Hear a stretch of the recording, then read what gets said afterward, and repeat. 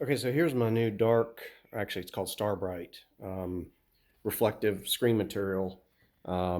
This stuff is really cool. It has extreme viewing angles, and I know some people have been asking for videos with this stuff in action, so um, I have done that in one of my other posts. I haven't completed putting it on yet, but this is going to be a video with it off on the machine because I've had some people ask, what does it look like when it's off instead of the white um, background screens? Let's see. So I am currently running the flash on this thing now. You can see that the ramps are still white, but it's sort of as I change, it gets darker or changes with it.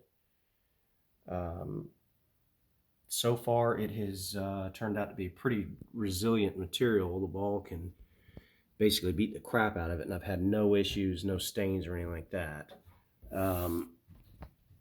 I have just done the stand-ups and the drop targets so far, and the spinner and the billboard. With the light off, it more or less looks like that. And this is a fairly poorly lit room, low light situation.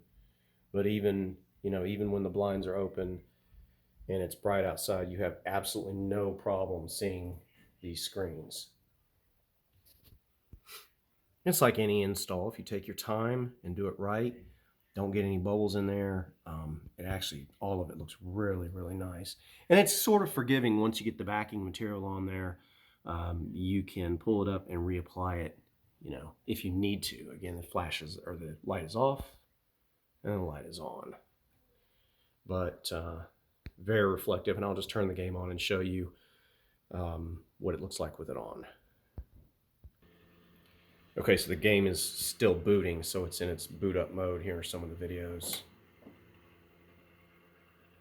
You can see, even in this room, there's just no visibility issues. Before, I was having sort of a hard time seeing the projector.